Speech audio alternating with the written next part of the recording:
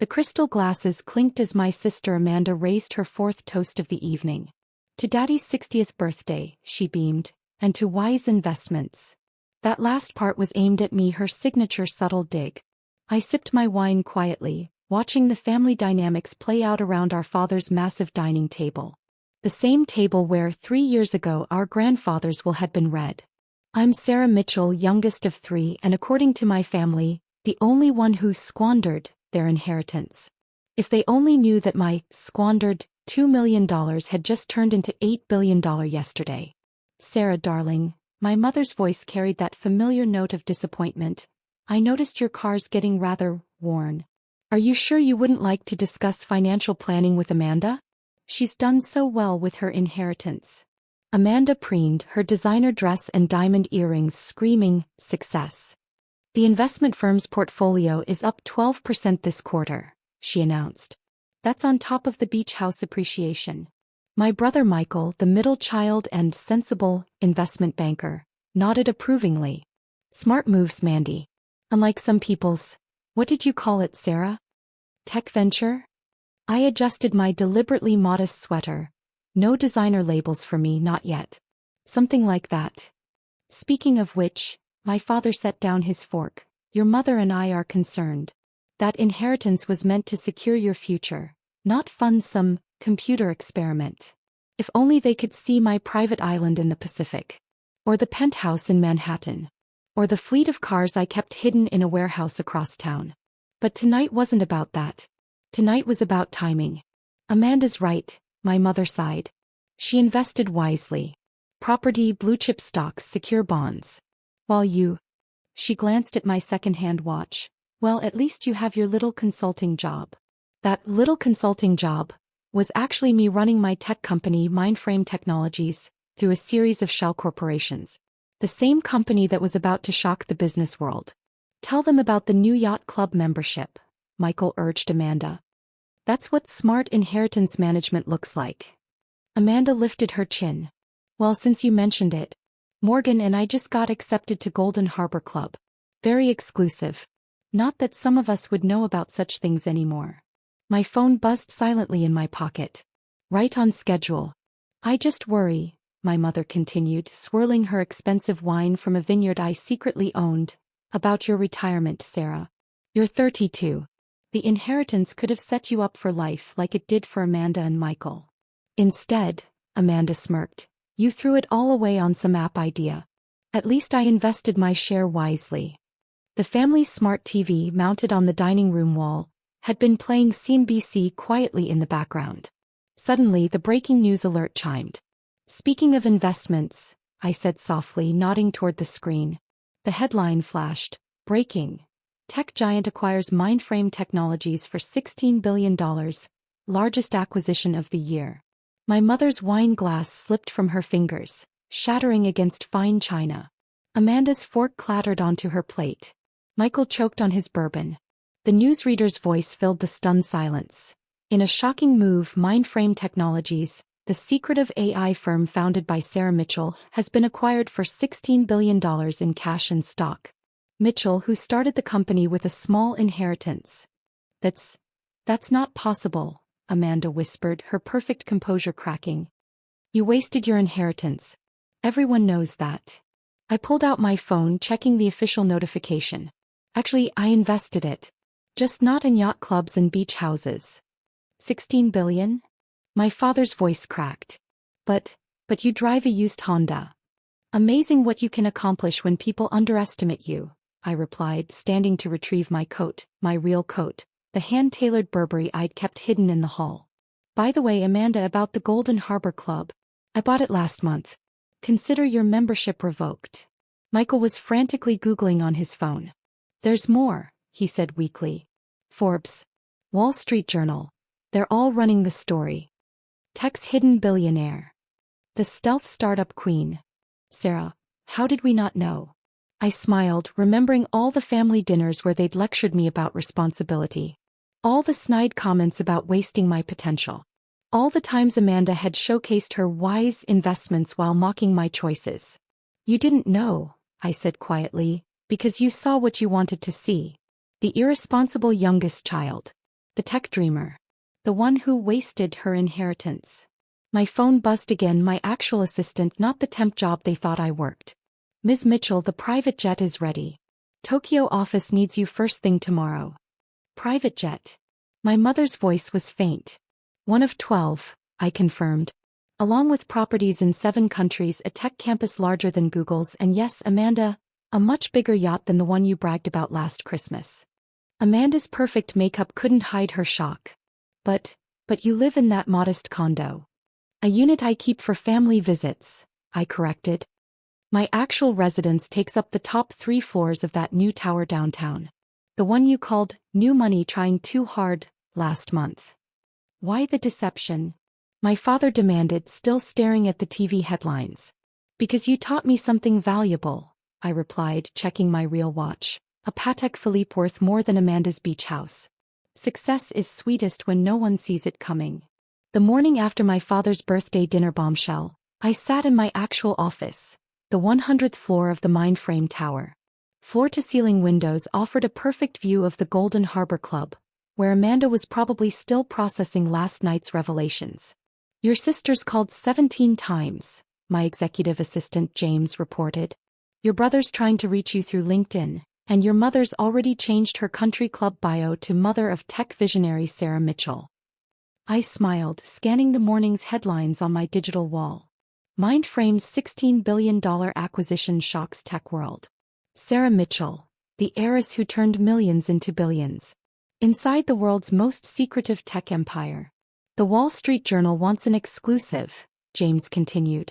Your brother's investment bank is desperately trying to schedule a meeting, and Amanda's husband Morgan has sent 4 emails about investment opportunities.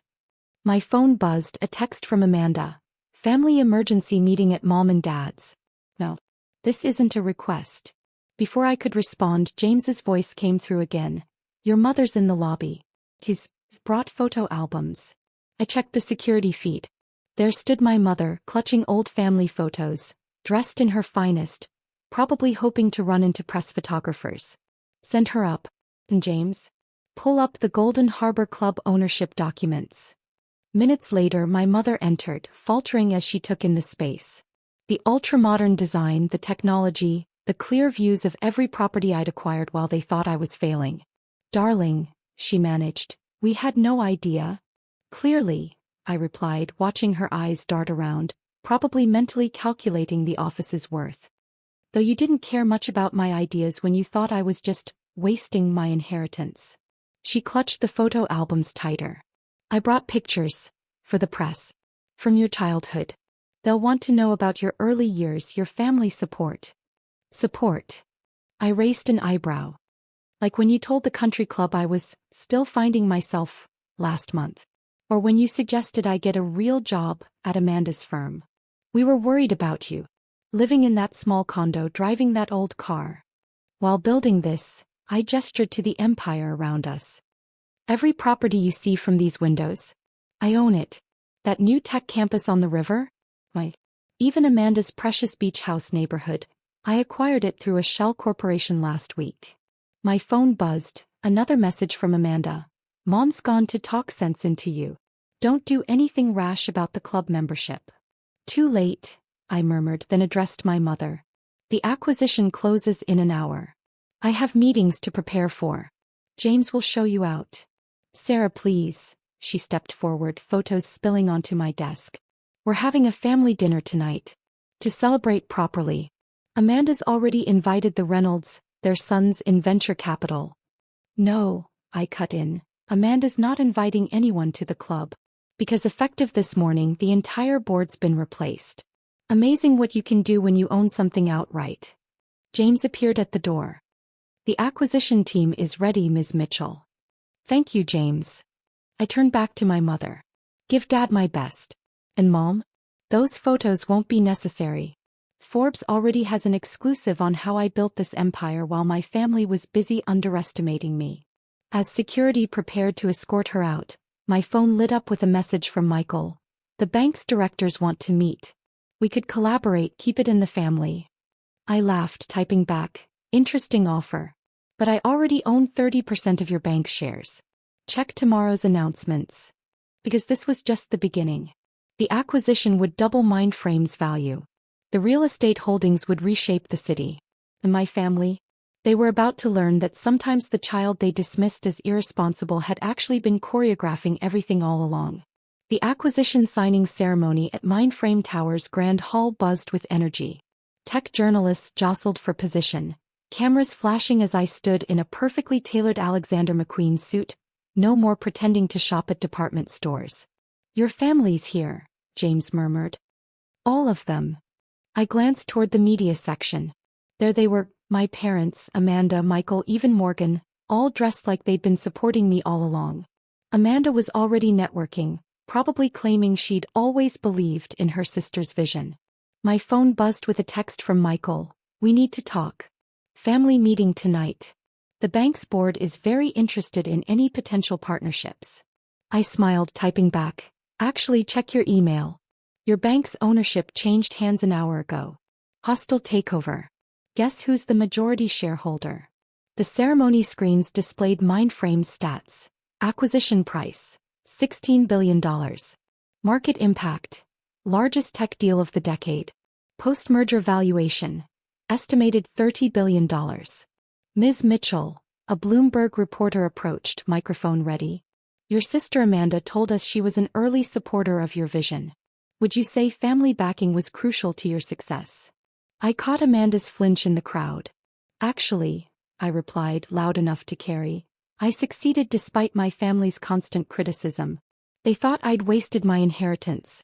Sometimes the best motivation is proving everyone wrong." Mother's social smile cracked slightly. Michael's banking portfolio nearly slipped from his manicured fingers. 2 minutes to signing," James announced. I stepped to the podium, remembering all the family dinners where they'd mocked my computer hobby. All the holiday gatherings where they'd showcased Amanda's wise investments. All the times Michael had lectured me about responsible money management. 30 seconds. The screens began the countdown. In the crowd, Morgan, who'd rejected my early investment offer as too risky, was frantically checking his Golden Harbor Club membership status on his phone. The documents were signed. Mindframe's value jumped to $35 billion within minutes. The hall erupted. Somewhere in the crowd, my mother was probably planning how to rewrite history in her social circles. "Ms. Mitchell." Reporters swarmed. "How does it feel to become one of the youngest tech billionaires? Your net worth just crossed $20 billion. Any plans to slow down? Will you be upgrading from your modest condo now?" I smiled, adjusting my Cartier watch, the one I'd kept hidden during years of family criticism. Actually, that condo was just for show. Like that old Honda and the secondhand clothes. Success is sweetest when everyone underestimates you. James appeared at my elbow. "Board meeting in 10. And Amanda's trying to schedule a family celebration at the Golden Harbor Club.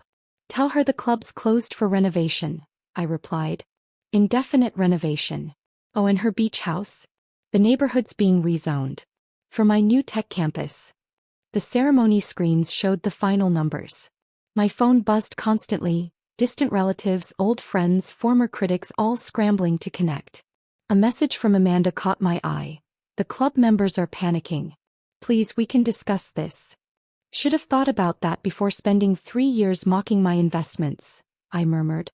As security cleared a path through the media, I caught sight of my father trying to reach the executive area. Time to show him what his irresponsible daughter had really built. The Mindframe executive floor was a testament to everything they'd dismissed. State-of-the-art everything, priceless art and views that made Amanda's beach house look like a pool shed. "Sarah," my father stepped forward, "this is incredible. But surely we can discuss this as a family." "Family?" I laughed softly. "We're only family now because I'm worth billions. Funny how that works." I walked to my window wall, surveying the city I'd reshaped while they thought I was failing. "That inheritance you thought I wasted? I turned it into this. Every building you see, every company you know, every success you mocked, all part of my plan." "But why the deception?" Mother whispered. "Because you taught me something valuable," I turned back. "Success isn't about impressing family. It's about proving them wrong, even if you have to do it in secret while they ridicule your choices." Amanda stepped forward, her socialite training kicking in. About the club membership. Is permanently revoked, I finished. Consider it payback for all those times you bragged about your wise investments while mocking mine. You can't just. Michael started. Surely I can. And I am. I pressed a button, displaying Mindframe's full portfolio on my digital wall. While you were pitching me mutual funds, I was building this. Every acquisition, every property, every success you were too busy judging to notice. The stock tickers caught everyone's eye, my net worth passing $25 billion. Now, I checked my watch. I have a board meeting. We're discussing which companies to acquire next. James will show you out. Wait, Mother reached for my arm. The Reynolds are hosting a celebration dinner tonight. Everyone who's anyone. Everyone who doubted me? I raised an eyebrow. Everyone who dismissed my dreams. No thanks. My private jet's waiting, Singapore office needs attention. Private jet? Amanda whispered. A fleet of them, I confirmed. Though you probably missed that detail while bragging about your timeshare in the Hamptons. As security arrived to escort them out, Father turned back. Princess, please. We can fix this. No need, I smiled. I already fixed it. Built a billion-dollar empire, reshaped the entire city, and proved every doubt wrong. But hey, at least now you have something real to brag about at the country club. Oh wait. I own that too. After they left, James brought in the final reports. Acquisitions complete. You're trending worldwide. And your mother's already updated her social media to include proud mother of tech pioneer in her bio. I laughed, remembering all the times she'd avoided mentioning my career at social events. Let her. Success is the best revenge, especially when it comes with the power to reshape their entire world. My phone buzzed one last time, a message from Amanda. Family dinner Sunday. Please. We need to make this right. I typed back. Can't make it. Too busy running the empire you said I'd never build. But feel free to discuss my success without me, you've had plenty of practice discussing my failures. Looking out over my city, watching the sun set behind buildings I owned, I smiled. Sometimes the best revenge isn't proving people wrong. It's succeeding so spectacularly that they have to live with knowing how wrong they were. And I was just getting started.